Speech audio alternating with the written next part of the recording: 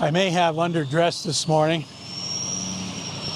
I think all the good weather we've been having for the last 3 days has made me think that we're into spring already. And I don't think that's true. I'm still expecting some major snowstorm before spring really gets underway. But it is warm today. It's right now it's 8 degrees. And by the time I finish this walk, I think I'm going to be losing the hat and the buff and maybe even the jacket. But right now, I wish I had another jacket on. Today, I thought I would take a walk down Belmont Street in Carbondale. I hardly ever go along this road because I usually follow the Lackawanna River Heritage Trail, which goes pretty much in the same direction. This is part of Carbondale that I don't really see that often unless I'm riding my bike. So I thought I would take a walk down Belmont. Anybody that's ever been in Carbondale or lived in Carbondale will recognize a lot of the places.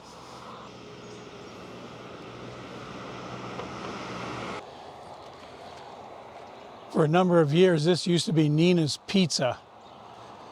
I forget what was here before that, but Nina has since moved out. They do have other locations. I think one is in Dunmore, but don't quote me on that. If you like Nina's Pizza, you can always find it somewhere in northeastern Pennsylvania. But now this area that used to be a pizzeria is a market. I think it used to be a gas station before Nina's, but I'm not positive about that.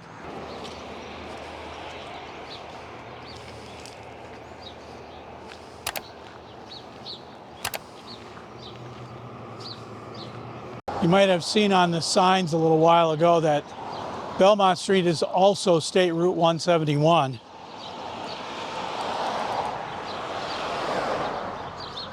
It goes from Carbondale to Forest City and then on from there. And on its way, it goes through Simpson, Vandling, Forest City, Uniondale, and there's a whole bunch of other smaller towns that it runs through also. I'm only going as far as Simpson. And one of the bonuses of this video, you're going to get to see parts of Simpson also.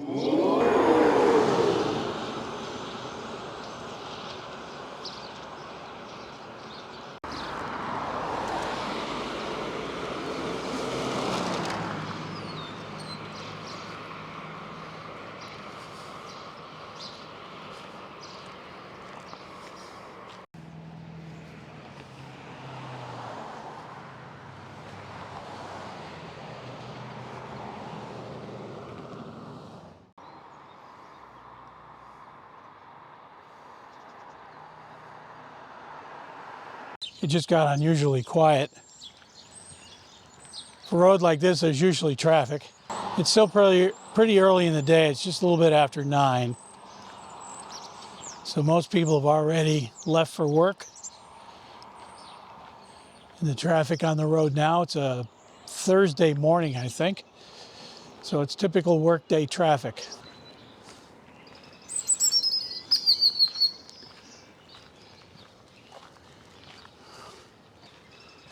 The election this sign is referring to was held 2 years ago. I should have waited until later in the day to do this recording because the way the sun is right now, I can only film one side of the street. If I point the camera to the other side, over to my right, I'm going to be filming directly into the sun, which with an action camera is not a good idea.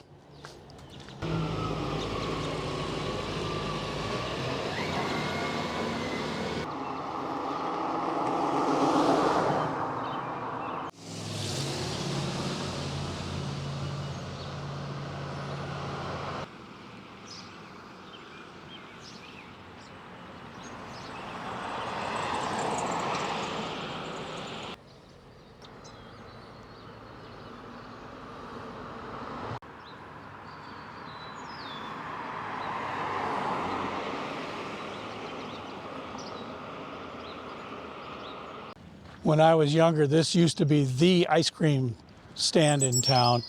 As you can see, it's closed for the season, but it is open. It'll be open later on in the spring, I think. But this was a favorite stopping place of mine to get ice cream, milkshakes, and they also sell other food too. It used to be called McGee's. I think it still is, but you can look that up. I think you can see the sign behind me. I'm at the Carbondale city limits. This is where Carbondale ends and the Lackawanna Heritage Trail actually starts here at Holt Lumber. This is a relatively new part of the trail. It's actually paved, and it goes past Holt's down along the Lackawanna River and meets up with the original part of the trail at the 1909 bridge. I walk and ride my bike on that trail a lot. It's this paved part right between Holt's and the 1909 bridge is very nice. This is looking back towards Holt's and the Carbondale city limit. I'm pretty sure we're not on Belmont Street anymore. It is the same street or the same road, Pennsylvania 171. But I think once we leave Carbondale, obviously we're somewhere else. I think we're in Simpson now. So this street might be called Main Street in Simpson. It does turn into Main Street farther along, but I think that's what it's called right now, even though there's no signs. And right now we're passing by the Gentex Corporation. It's been here, as far as I can remember, forever. But maybe I'll look that up before I publish the video and find out when this company actually got started here in the area. I don't think this is their only plant. I should have looked this up before I came by.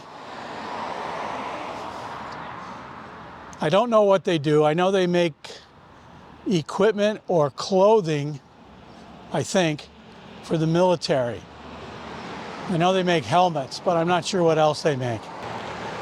This used to be a bank. I think it was called Community Bank.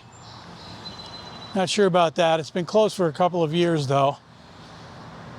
Nobody seems to be interested in moving in there.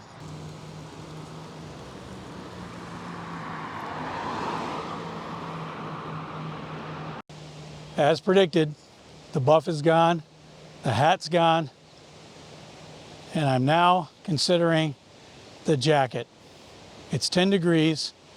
It warms up fast once the sun is out here, which makes me think even more that spring is almost here. This is March 14th, Pi Day, all around the world.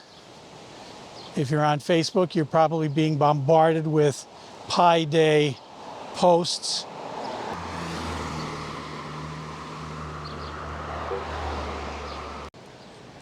This used to be a post office, but as you can see, it's now the VFW building in Simpson. I'm not sure Simpson has a post office anymore. I know the zip code or the postal code for Carbondale and Simpson are the same. So they may have consolidated both post offices when they built the new post office in Carbondale with the 18407 zip code. Simpson is a very small town, but I always considered it to have two halves. The half before the viaduct or the bridge and the half after. I hardly ever go over to the half after the bridge. But we're gonna walk up to the bridge today and take a look at it.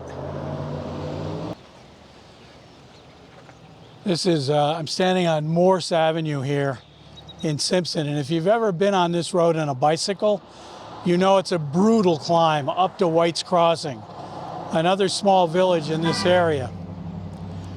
It's a 12 to 13% slog right at the top. It's a killer, especially on a hot summer day.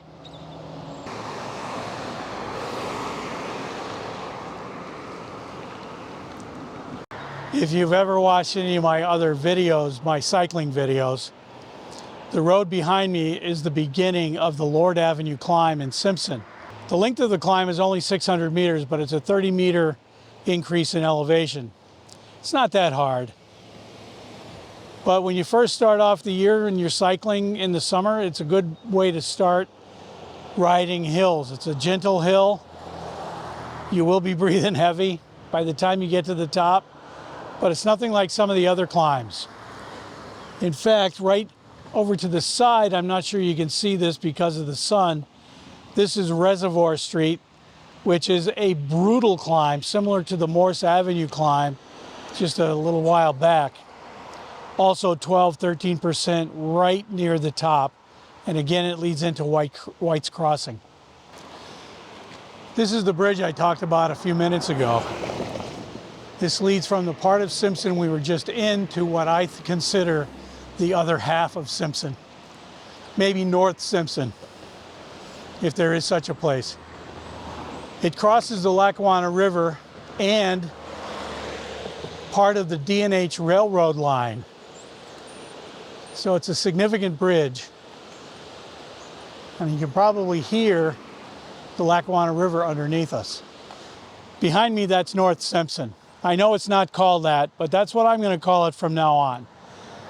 If you follow that road for another maybe 1 or 2 kilometers, you're going to come to what's called the Owego Turnpike, which is another wonderful climb on a bicycle. I've done it before. Actually, I've done the downhill part of it before. You can find that video somewhere on my channel.